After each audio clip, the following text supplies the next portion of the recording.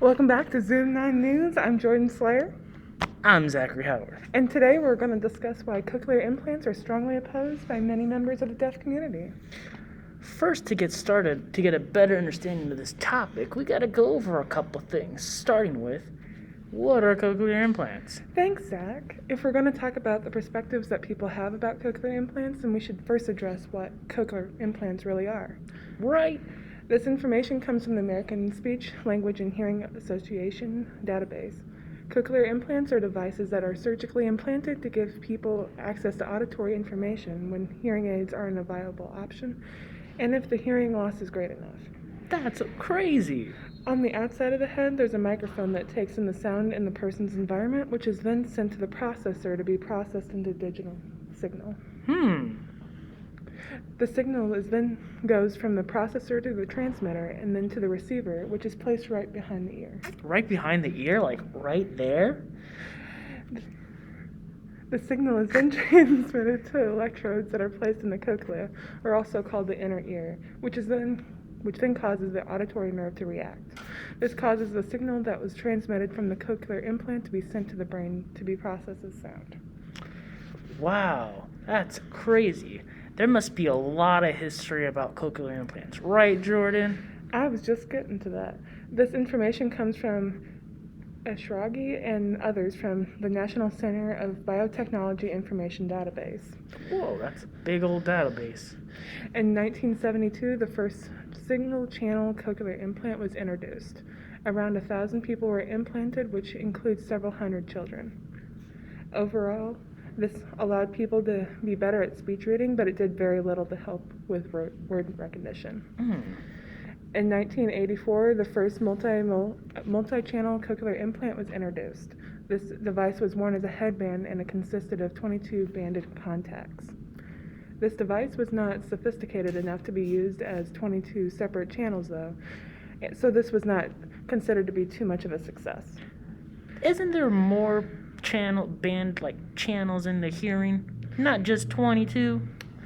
Pretty much, but we had to get down to more basic stuff at this time.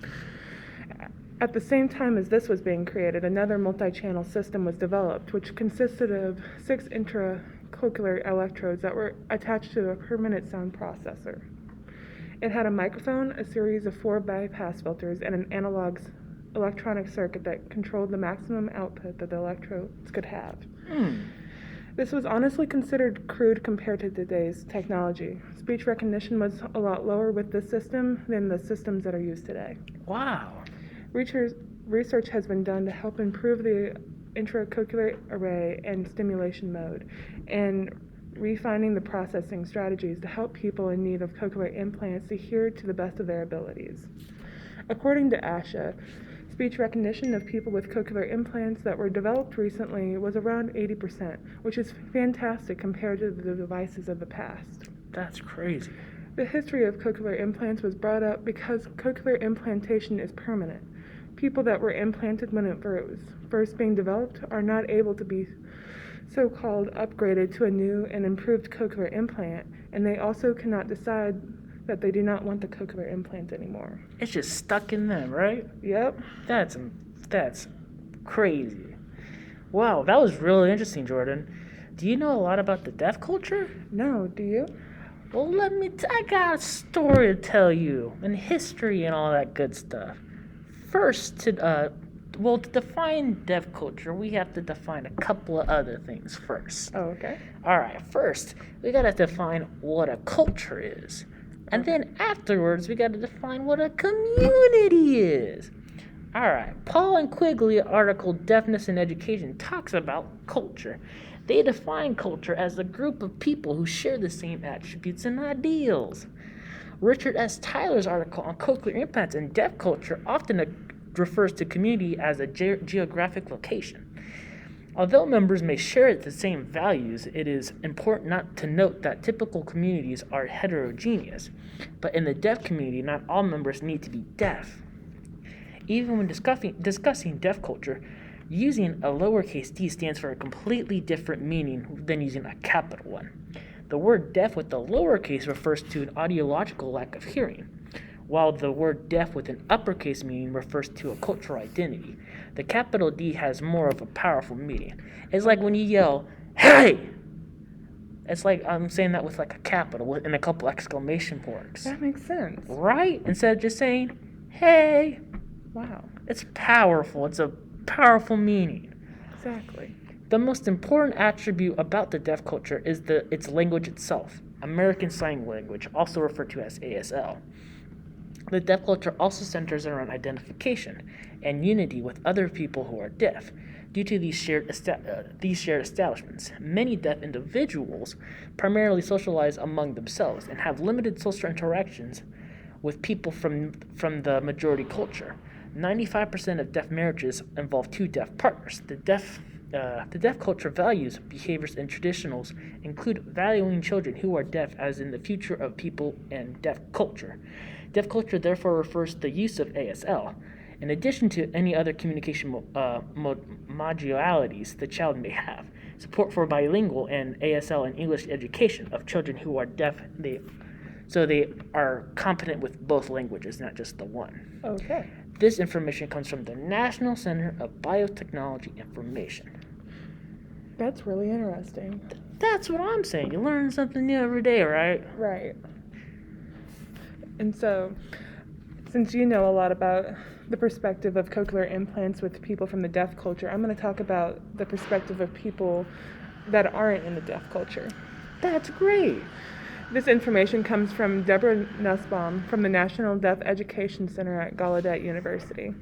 Generally, people that are not part of the deaf community tend to be in support of cochlear implants. Professionals that are in support of cochlear implants look into the language benefits of cochlear implants most. Typically, the earlier that the child is implanted, the more language benefits that can be gained from cochlear implants, since that is a crucial time for language development in children. The earliest that a child can be implanted is around 12 months old, and around 14 to 15 months old if it is when cochlear implants are typically turned on. Many members of the deaf community find this very unethical because at this age, the child is not able to choose whether or not they want to be implanted. I think it's interesting that they don't turn them on right away. They wait a certain time to turn it on. Yeah. Why do they do that? That's because they need time to heal from the surgery. Okay. Yeah. And they need it to be set before they actually turn it on and make sure that the child is ready. Okay. Yes. And this is a huge debate because if they don't get the implants when they're very young, then they're at risk at not gaining as much benefit from the cochlear implants. From the article published by Nussbaum, it was mentioned that children that were implanted at an older age and were already avid ASL communicators were less likely to be able to learn by listening than if they were implanted at an earlier age. That's crazy. So let me tell you something about the view of cochlear implants within the deaf culture. While many people praise the cochlear, like there's tons of videos on the YouTube about cochlear implant activation videos. On the basis they are very sensationalizing and they're praised. But other people oppose them for being oppressive and offensive. For these critics, deafness is not defined by a lack of ability to hear, but rather a distinct cultural identity. Many deaf cultures are deeply offended by what they perceive to be inherently a negative implication of cochlear implants. Some people see deafness as a medical disability that should be cured rather than a cultural identity that should be celebrated and respected. There's no middle ground on this aspect. There's one side that is a culture and they identify as that culture, and then there's the other side that think if you can fix it, why not? And we've discussed this in our class about how that's not okay. Yes. And then on a video, there was a YouTube video titled "Deaf People Hearing Sound for the First Time," and it was like a compilation video, and it amassed 6.6 million views. And a commentator by the name of T-Song passionately rebuked, saying, "Can someone say inspirational porn? We don't need to be fixed, so it's easier on you hearing people with the thing that causes so many issues. How about actually learning to communicate with us?" So that just goes to show that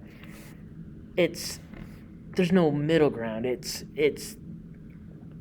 crazy. It's a very touchy subject. Yeah. So not only do many deaf culturists find the assumption that they need to be fixed or cured insulting, but some contend that cochlear implants threatens to destroy their own culture, which in the broader things makes a lot more sense. Because if you identify with the culture and you're trying to get rid of it, you're basically attacking a whole culture that has been defined by this ability.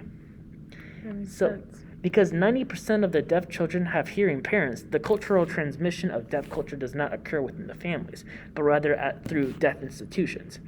As the cochlear implants will inevitably lead to a decline in ASL speakers, there is a fear that fewer people will participate in deaf institution, which as a result would destroy the deaf culture as a whole. That makes sense. It's crazy, right? Yeah. So, I have a couple questions, Jordan. Oh, yeah? So, will cochlear implants restore your hearing back to full if you get them? Well, no. While cochlear implants do not restore normal hearing, they do provide sound. It may sound foreign at first, but after a while, the sound becomes more normal and comprehensible. When the implant is first turned on, the patient can hear sound, but it can take a while for the brain to understand speech, especially for a child.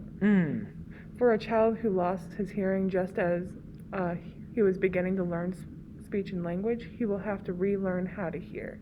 Cochlear implants can provide more access to speech information than previously received from a hearing aid.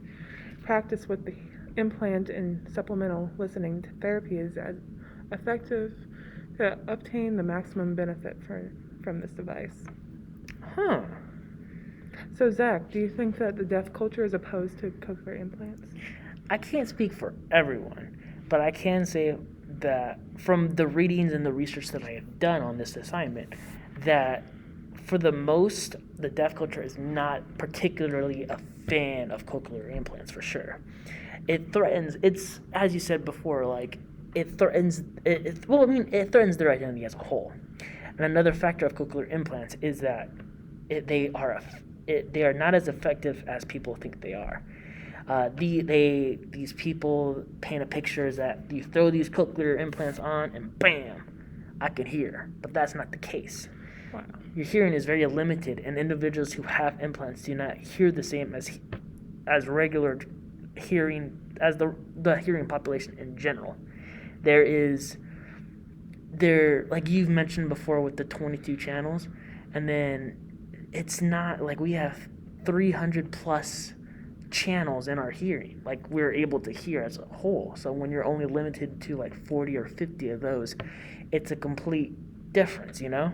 Yeah. And once the implants are on, once you take those implants off, it's not like, oh, you could still hear. Once you take those implants off, you're deaf. You can't hear anything. That makes sense. I say it's like the movie. I think it's called The Quiet Place. Yeah. With John Krasinski, Jim from The Office. So there was a scene where it's a spooky movie. There's a scene where the girl, she was deaf and she had to take off her cochlear implants to get in the shower or something.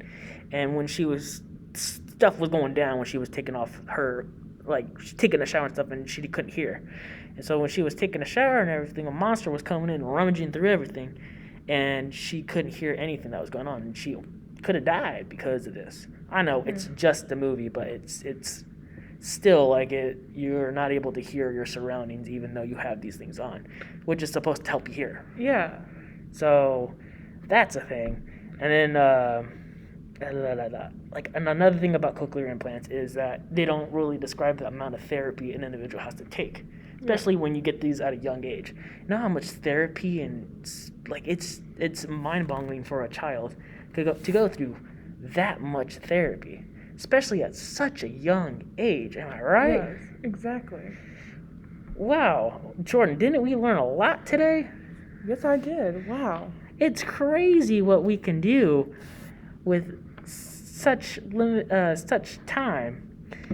Well, that's the story from Zoom 9 News. Back to you, Teak.